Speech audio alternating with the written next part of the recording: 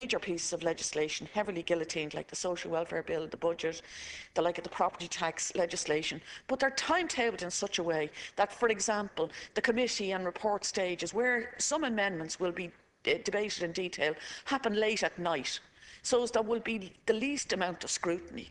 And democracy itself is being, democracy, I mean by the media, democracy itself is being circumvented by the way this is happening, and it's no accident that it happens in this way.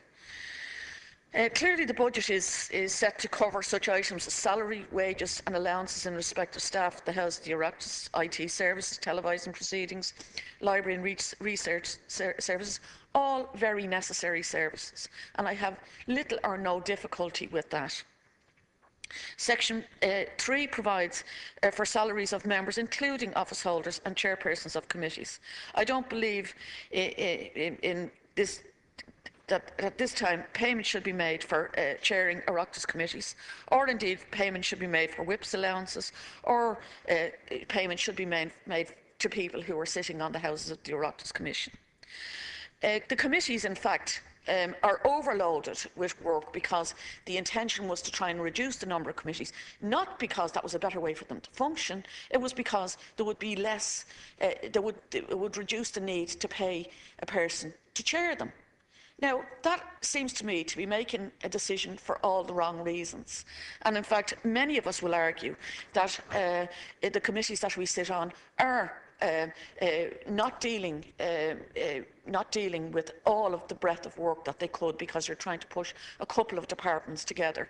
And I think the decisions are being made for the wrong reasons. And I think that would change if we stopped paying chairpersons. I think it would provide to make decisions for the right reasons. Now, these are hard decisions. Because they're going to be made by the people that will they affect.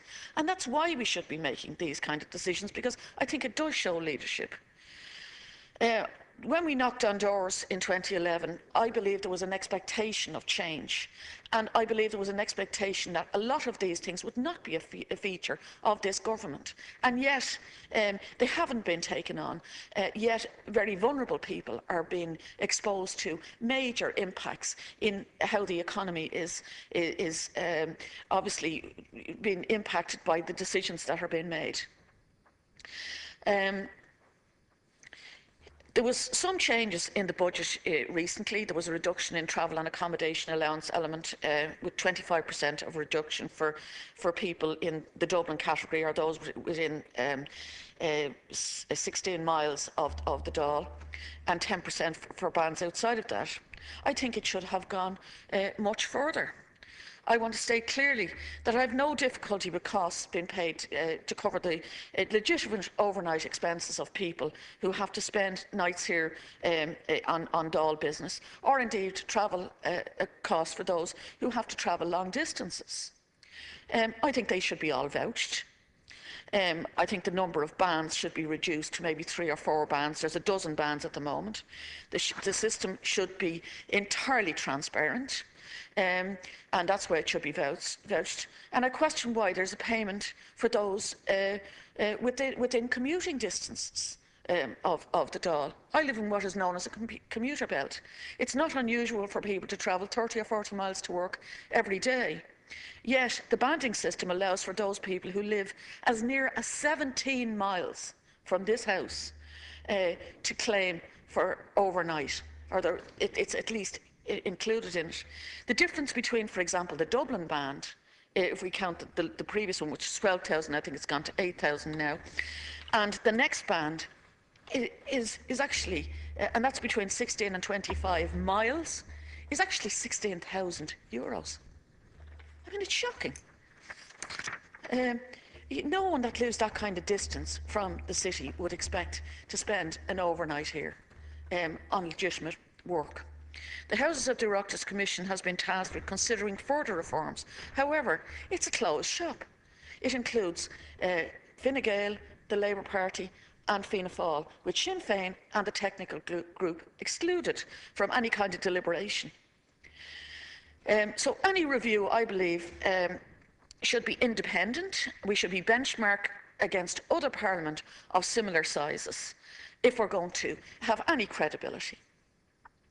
How we fund politics as well sustains the kind of political system that we have. And, we started getting these allowances and things started in 1938 under the Dail government, and they've been added to, and that's been evolving over the years with very major changes over the last 2 decades. And in actual fact, it's actually quite difficult to track the various ways politics is funded, because there is such a disparate range of means of providing for it.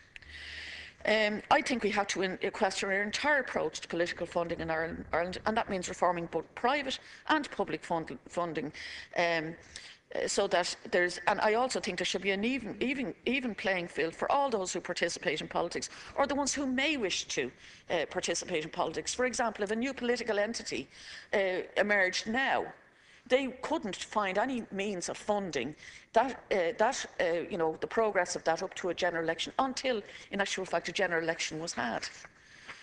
And it's an impediment to seeing new political entities. So what we need to talk about in terms of political reform, I believe, needs to be challenged. I believe the public did expect that the waste, what they see as the waste and the excesses, would be taken out. In addition to funding provided by the House of the Oireachtas Commission, further funding is provided under the Electoral Acts of 1997. According to the Bill's Digest, this funding is a contribution to parties' annual running costs under the Act. Each of the qualified parties receive a basic sum, I think it's 126,000, plus a proportionate share of the fund of 4.9 million. That was in 2010. That's not related to the number of seats won. But independents are excluded from this funding stream because we're not a qualifying political party under the terms of the legislation. However, 17% of people decided they didn't want to vote for the political parties that were on offer, but there was no discount of that fund. The money wasn't returned to the Exchequer.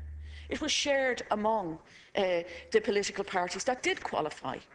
And that's quite a lot it's something like 4 million over the lifetime of the government. That is plainly wrong, and it's an offence to the people who decided that they weren't going to elect people from the political parties that were on offer. The other aspect I think that is really needs to be looked at is, and the Bill Digest went into it, a key problem with the current political finance regime in Ireland is that it has been relatively easy for parties to raise from private sources without disclosing them, thereby defeating the purpose of the regime in the first place. In spite of parties declaring over 10 million in campaign expenditure for the 2007 general election, just 1 million was disclosed in donations. That was the SIPO report of 2008. That none of the 3 main parties disclosed any donations in 2009, despite that the fact it was an election that year. None of the 3 parties disclosed any donations in 2010, and it goes on. One of the areas I want to deal with is the area in the couple of minutes that's left to me. The Houses of the Oireachtas Commission provide salaries for support staff for each deputy. However, what is not appreciated is that the political parties also receive additional resources, and that those political parties then that constitute their secretariat to run the business of the Oireachtas. An additional allocation of 0.8 per member is in secretariat grade staffing is provided to parliamentary parties. That doesn't mean that a group like the technical group is actually accommodated in that. I don't dispute that there's a need for such group staffing. I do question the extent of the allocations, and I also question how the Houses of the Oireachtas Commission in their standing orders, or House of the Oireachtas in their standing orders, allow for the formation of a technical group, but exclude such a group as a technical group from receiving staffing allocation. Like, for example, Our group has 16 members, and we get no resources whatsoever to coordinate the activity. And if we look at the numbers, Fianna Fáil get 23 people, Fine Gael 26 because it's discounted because of government, and so there's 78 staff members. And what we do is we have to combine or jointly fund one person. We don't get a desk, we don't get a phone, we don't get an office, we don't get a computer. We have to employ an accountant to make sure and set ourselves up as employers. To be perfectly honest with you, it's an affront to how a democracy should run. And given that we're one third of the opposition, I think the government could be accused of trying to reduce our impact by designing the scheme in such a way, and it's wrong and it should be changed. I'm not saying I think some of it is excessive, but it certainly can't be done without some secretariat. I just believe that presenting this on the last day, presenting it in such a fragmented way, in the absence of talking about overall reform, is wrong. And I think that there's huge changes and huge savings that should be made, and I do think that would show some leadership from this Oireachtas. Bhís ag smaoineamh ar céad lá an Dáil seo, agus an difríocht idir an lá sin agus an bliain go le a bhíos an Dáil roimhe sin. And when I was thinking about that difference between the first day here in the 11th of March in 2011 and the previous Dáil, when I had the experience, there was a sort of a jaded air about that previous Dáil, that it was running out of steam and that it was running out of energy and running out of vision.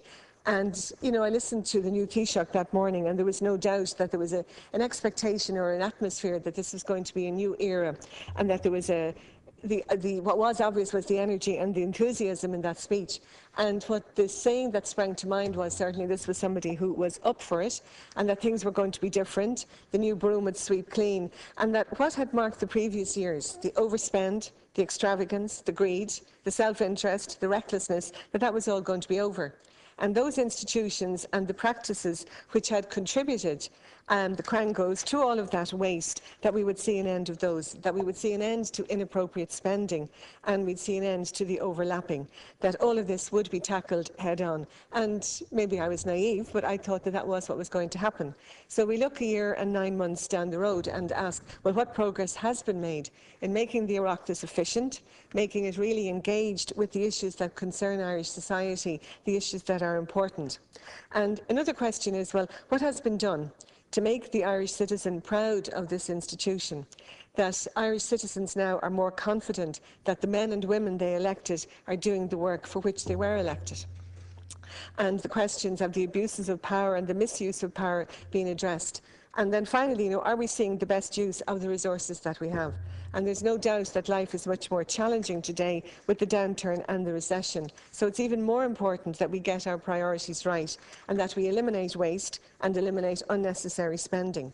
So coming to what's being debated here in the Houses of the Oireachtas Commission, and this sum of 324 million to be used over the next 3 years in performing the functions of the Oireachtas. It's a very significant amount, so it is vital that it's spent in a fair way that ensures efficient use of the resource. And part of it is for the staff in the Oireachtas. And I want to acknowledge, I know not everybody is covered in this particular one, but I want to acknowledge the hard work, the commitment and the unfailing courtesy from all of the staff, whether it's catering, the ushers, the library, stationery, cleaning, maintenance, printing, the communications, the gardening, the bills and the office. All of the staff, I think, within this House, and we probably don't recognise it enough, but I want to take that moment here to acknowledge that. And I think that salary has to be appropriate to that work and their hours of work. I always have a difficulty that people have to do overtime to make their salary livable on, and I do think maybe basic rates need to be looked at in that area. So I do acknowledge that what's being debated here is less than the 360 million for the previous 3 years and less than the 393 of the time before that. So obviously we are heading in the right direction. When you brought the bill into the Senate, you said, Minister, that the quote was funds are only designated to essential expenditure.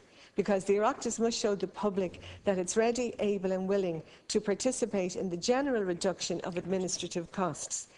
And there is a part that's progressive, which is the way the accounts will be presented and the receipts to be retained by the Commission and offset against Exchequer allocation. So it will be accounted for, and it's hoped that it will lead to greater efficiencies in providing the services. Deputy, could I ask you to move that the debate be adjourned? I move. The sitting is suspended for 30 minutes in accordance with the order of the day of the Dáil. We will resume at 1:15. Deputy, so we'll have 10 minutes. We'll have 10 minutes from you. Thank you. Cormaine Maga.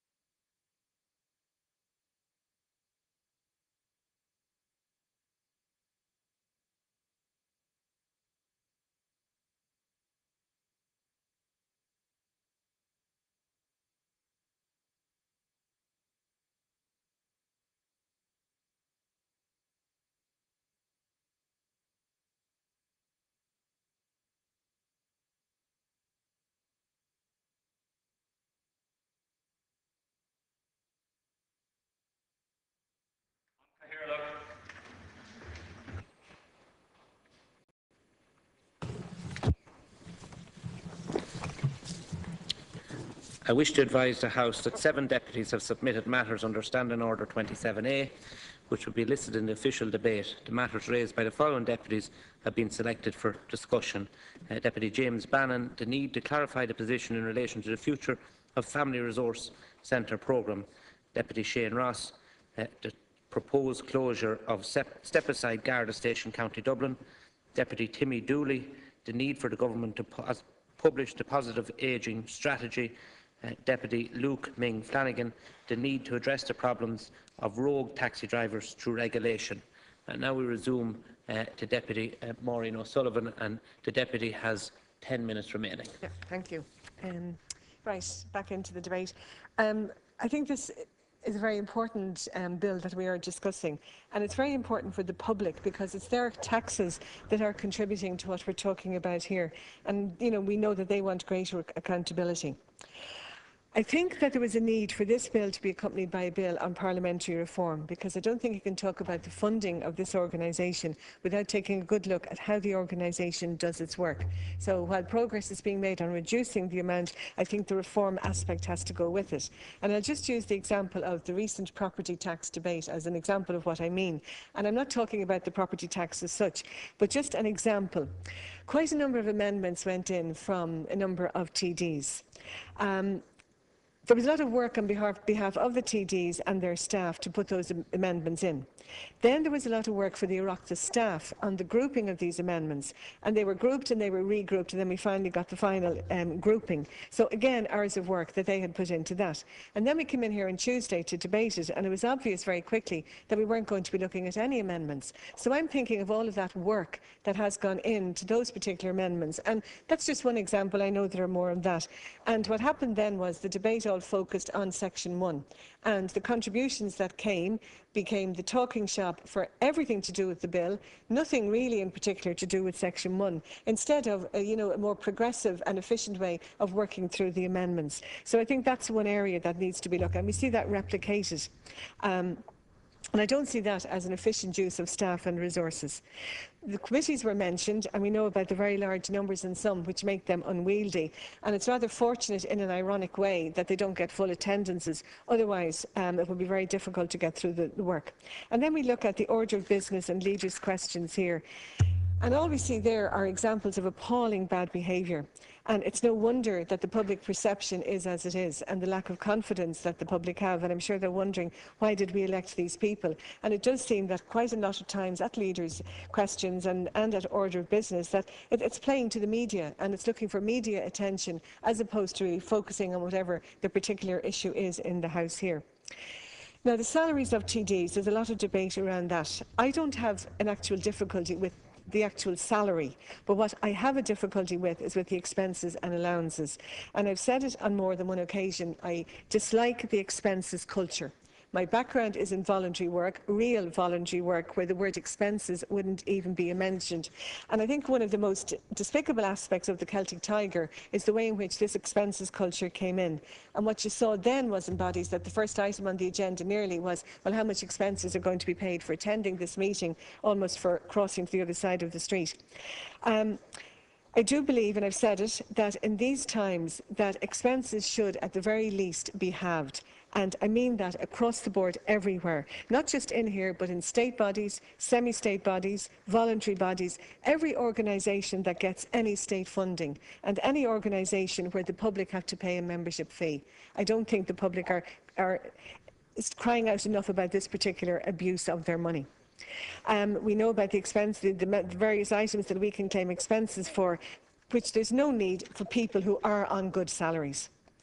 I want to acknowledge the work of the Standards in Public Office. They argue a strong need for a new approach to the general funding of parties and independents, and the need for greater transparency.